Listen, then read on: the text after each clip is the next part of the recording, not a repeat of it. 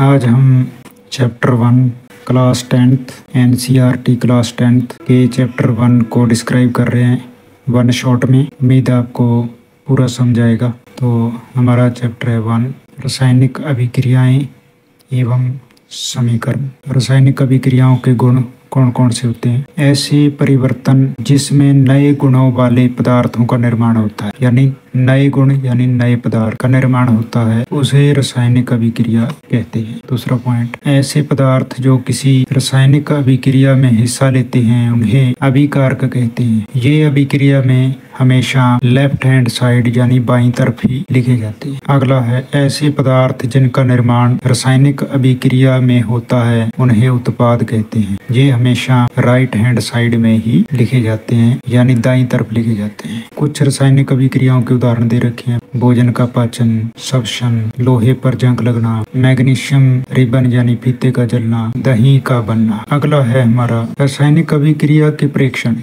यानी रासायनिक अभिक्रिया के होने का हमें पता कैसे लगता है? पहला है, उसकी अवस्था में परिवर्तन हो जाता है, रंग में परिवर्तन हो जाता है, तापमान में परिवर्तन हो जाता है, गैस का उत्सर्जन हो जाता है। आगे रासायनिक परिवर्तन को प्रदर्शित करना, कैसे प्रदर्शित कर सकते हैं? जैसे हमारे पास ये अभिकारक हैं जो लेफ्ट हैंड साइड में लिखे गए हैं बाईं तरफ, जिंक प्लस सल्फ्यूरिक अम्ल, ये तीर का निशान यानी अभिक्रिया हो गई है। ये उत्पाद हैं राइट हैंड साइड दाईं तरफ, जिंक सल्फेट प्लस हाइड्रोजन, यानी ये जो अभिक्रिया है इसका एक प्रारूप दिया गया है। ये तो है रासायनिक अभिक्रिया। अब रासायनिक अभिक्रिया को रासायनिक समीकरण में कैसे लिखना है? ये यहाँ पर संकेतों में लिखा गया है। Zn जिंक को लिखा है, सल्फ्यूरिक एसिड को H2SO4, इसी प्रकार जिंक सल्फेट को जिंक सल्फेट, हाइड्रोजन को H2। ये रासायनिक समीकरण है, ये रासायनिक अभिक्रिया है, यानी ये शब्दों में है ये समीकरण, रासायनिक समीकरण। रासायनिक अभिक्रिया रासायनिक समीकरण द्वारा निरूपित की जाती है। रासायनिक समीकरण में तत्वों के प्रतीक या अभिकारक और उत्पादों के रासायनिक सूत्र उनकी भौतिक अवस्था के साथ लिखे जाते हैं। रासायनिक अभिक्रिया में आवश्यक परिस्थितियां जैसे ताप, दाब, उत्प्रेरक आदि को तीर के निशान के ऊपर या नीचे दर्शाया जाता है, यानी ताप जो है तीर के निशान के ऊपर, दाब भी ऊपर, उत्प्रेरक नीचे, ये तीर के निशान के ऊपर नीचे दर्शाए जाते हैं। इसी प्रकार रासायनिक अभिक्रिया को संतुलित करना, द्रव्यमान संरक्षण के नियम के अनुसार जो है रासायनिक अभिक्रियाओं को संतुलित किया जाता है। किसी भी रासायनिक अभिक्रिया में द्रव्यमान का न तो निर्माण होता है न ही विनाश। द्रव्यमान संरक्षण का नियम कहता है कि ना तो द्रव्यमान को निर्माण किया जा सकता है ना ही विनाश किया जा सकता है। रासायनिक अभिक्रिया के पहले अभिकारक एवं उसके पश्चात उत्पाद, प्रत्येक तत्व के परमाणुओं की संख्या समान होती है, यानी अभिकारक और उत्पाद के दोनों के परमाणुओं की संख्या समान होती है, उसे हम संतुलित अभिक्रिया कहते हैं। चरणबद्ध देखते हैं हम। ये जो संतुलित करने का काम है इस विधि के द्वारा होता है, हिट एवं ट्रायल में तीर व तुक्का विधि। चरण 1, रासायनिक समीकरण लिखकर प्रत्येक सूत्र के चारों ओर बॉक्स बना लीजिए। जैसे ये बॉक्स बनाए हुए हैं, बना लीजिए। संतुलित करते समय ये बॉक्स बने, ये बना है अभिकारक का और ये बना है समीकरण में उपस्थित विभिन्न तत्वों के परमाणुओं की संख्या नोट कीजिए। जैसे यहाँ पर आयरन है, आयरन का 1 परमाणु है, हाइड्रोजन के 2 हैं, ऑक्सीजन का 1 है, तो ऐसे ही आयरन के यहाँ पर 2 हैं, आयरन के यहाँ पर 2 होने चाहिए थे, यहाँ मिस्टेक है थोड़ी सी। ऑक्सीजन के 3 हैं, यहाँ पर मिस्टेक है, यहाँ 4 लिखे। हाइड्रोजन के 2 हैं तो 2 लिखे। अगला स्टेप, चरण 3, सबसे अधिक परमाणु वाले तत्व को अभिकारक या उत्पाद की साइड अनुचित गुणांक लगाकर संतुलित कीजिए। जैसे कि ये जो Fe है इसको तो ठीक ही रख दिया, परंतु यहाँ पर जो 4 है वो जल के साथ 4 हमने एक ट्रायल के रूप में लगाया, जिससे हमें यहाँ पर 4 लगाने पर ऑक्सीजन 4 होगी, तो यहाँ पर ऑक्सीजन 4, इसलिए यहाँ पर 4 ट्रायल के रूप में लगाया है। परंतु इससे जो हाइड्रोजन है वो भी 4 गुना बढ़ गई है, तो यहाँ पर भी 4 लगाने पड़ेंगे, ये लगा दिए। इसी प्रकार जो यहाँ पर आयरन है उसके 3 हैं, तो यहाँ पर आयरन के भी 3 लगा दिए। इस प्रकार जो है आइडिया लगाकर जो है ये 3, 4, 2, इस प्रकार हम हिट व ट्रायल मेथड से अभिकारक और उत्पाद, ये उत्पाद और अभिकारक के परमाणुओं की संख्या को समान कर सकते हैं। सभी तत्वों के परमाणुओं की संख्या अभिक्रिया के दोनों ओर समान होती है। आगे चरण 5, अभिकारकों एवं उत्पादों की भौतिक अवस्था लिखना। जैसे कोई भी अभिक्रिया है उसमें पदार्थ जो भी है उसकी भौतिक अवस्था लिखनी है। जैसे ठोस है तो S लिखो, द्रव है तो L लिखो, गैसीय अवस्था है तो G लिखो, जलीय विलयन यानी जल में घुला हुआ है तो AQ यानी एक्वैंस लिखो। जैसे ये आयरन है ठोस होता है तो S, पानी है जो यहाँ पर लिक्विड आना चाहिए था L, ये भी सॉलिड है, ये सॉलिड है तो S, हाइड्रोजन गैस है तो G। इस प्रकार हमने अवस्थाएं लिख दी है।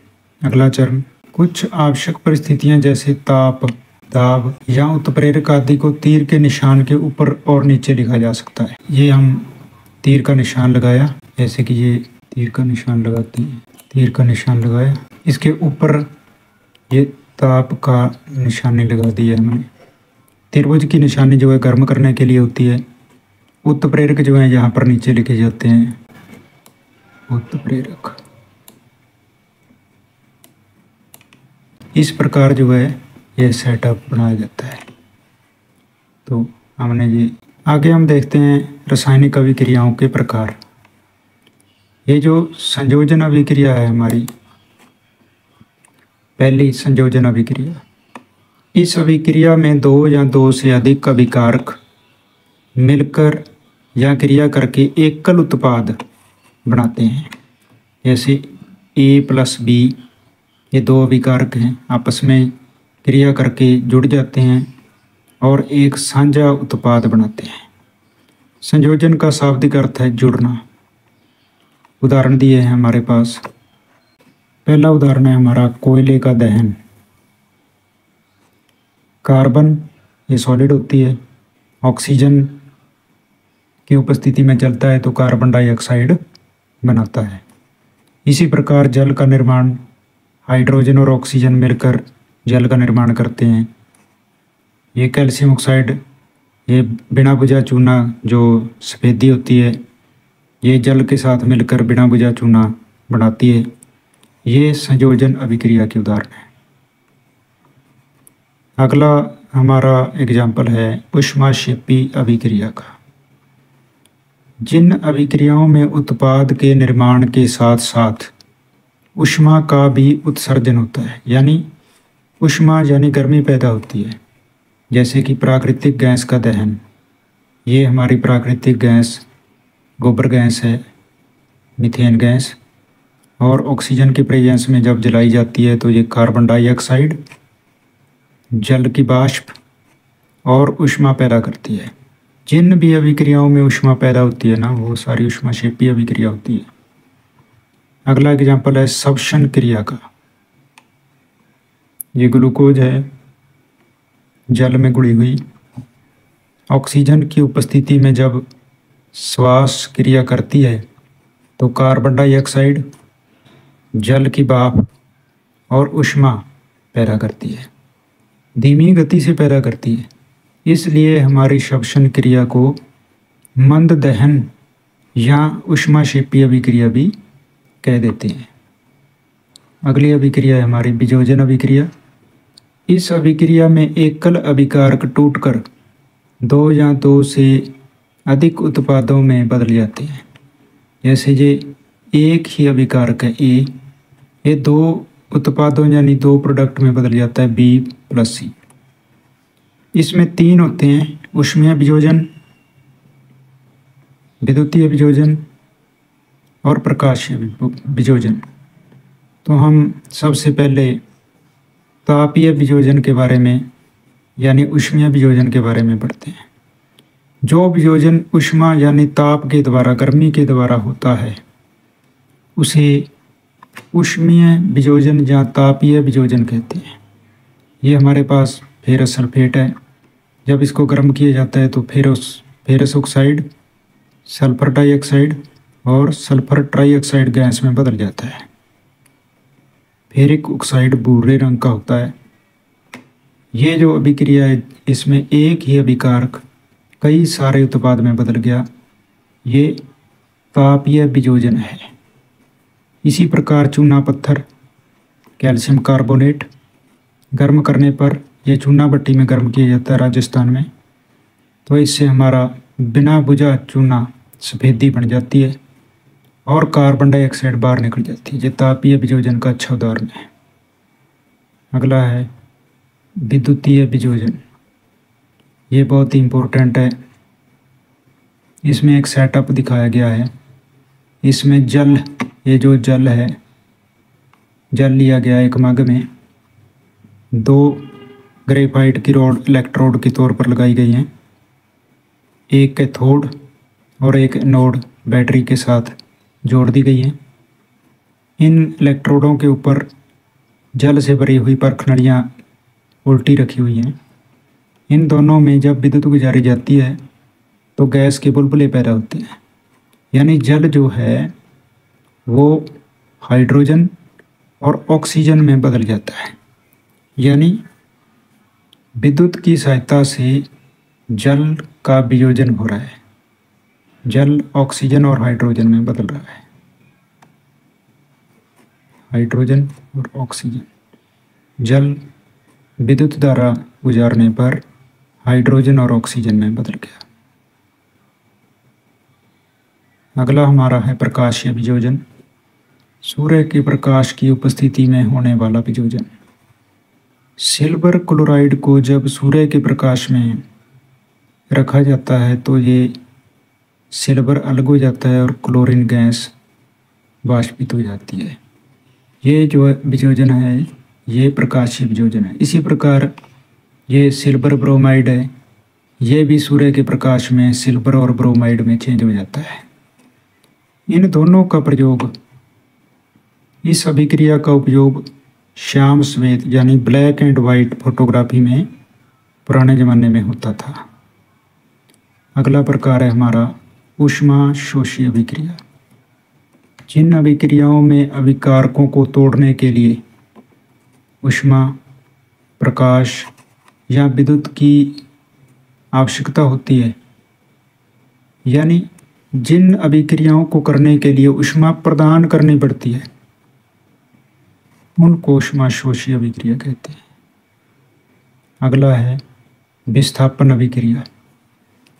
इन अभिक्रियाओं में अधिक क्रियाशील तत्व कम क्रियाशील तत्व को उसके यौगिक से विस्थापित कर देता है।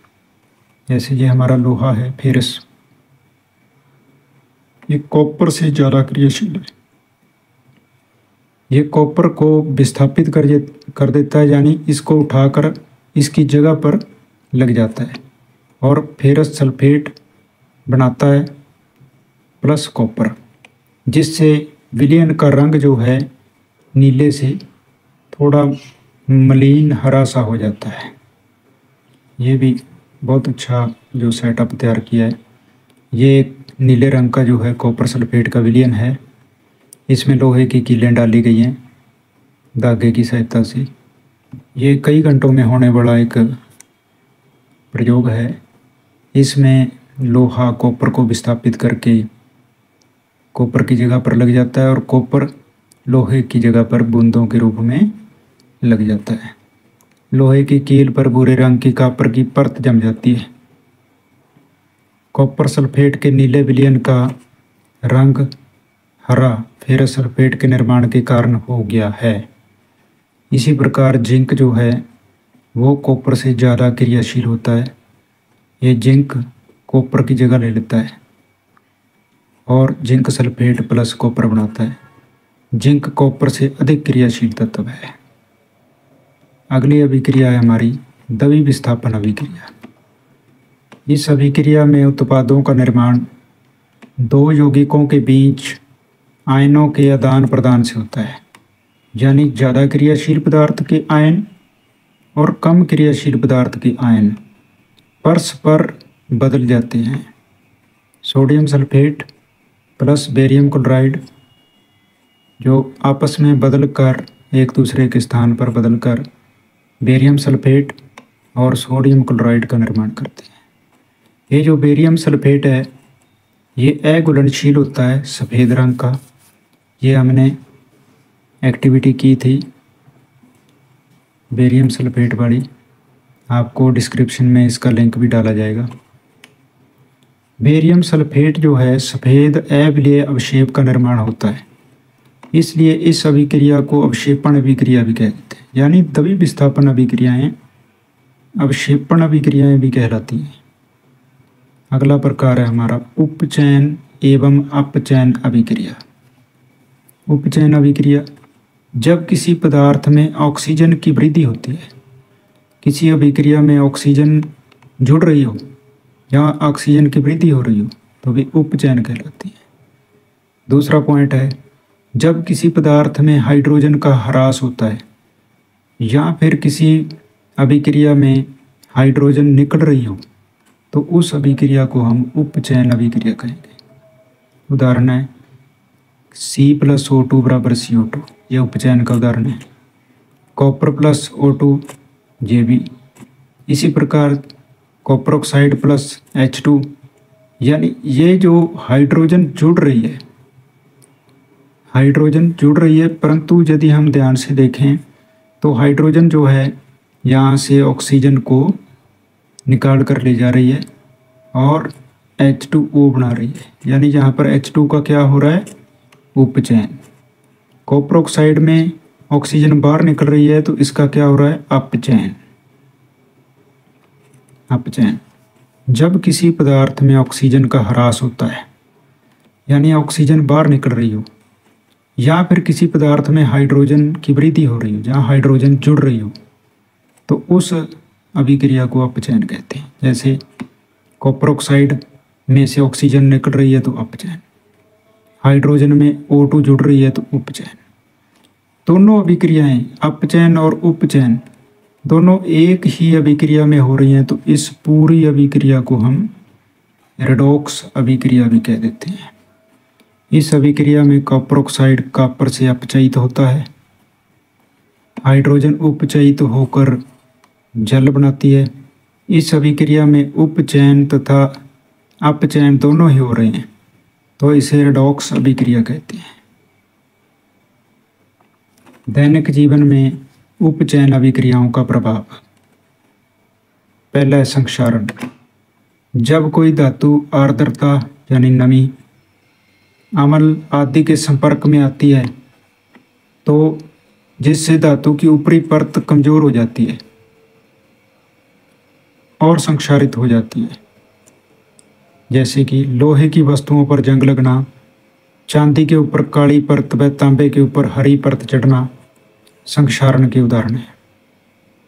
जसद लेपन यानी लोहे की वस्तुओं पर जिंक की परत चढ़ाना, विद्युत लेपन और पेंट करके संक्षारण से धातुओं को बचाया जा सकता है। जसद लेपन से भी धातुओं के संक्षारण को बचाया जा सकता है। अगला है हमारा उपचयन का दैनिक उदाहरण विकृत गंधिता। विकृत यानी बदली हुई, गंधिता मतलब सुगंध। वसा युक्त और तैलीय खाद्य सामग्री वायु के संपर्क में आने पर उपचयित हो जाती है, जिससे उनके स्वाद और गंध में परिवर्तन हो जाता है। इसे विकृत गंधिता कहते हैं। विकृत गंधिता रोकने के उपाय। पहला है प्रतिऑक्सीकारक का प्रयोग करके, यानी कि उनमें ऑक्सीकरण ना हो, प्रतिऑक्सीकर एंटीऑक्सीडेंट मिलाए जाएं। दूसरा, वायुरोधी बर्तन में खाद्य सामग्री रखकर, जो वायुरोधी होते हैं एयर टाइट, या उनमें से हवा को निकाल ही दिया जाए। या फिर अगला है वायु के स्थान पर नाइट्रोजन गैस भर के, जैसे चिप्स कुरकुरे इत्यादि में नाइट्रोजन गैस भरी होती है। अगला है शीतलन के द्वारा, अत्यंत ठंडा करके भी हम उपचयन की अभिक्रिया को रोक सकते हैं। मुरब्बा बनाकर या फिर गर्म करके यानी उबाल करके भी हम ये विकृत गंधिता को कुछ समय तक या लंबे समय तक रोक सकते हैं। धन्यवाद।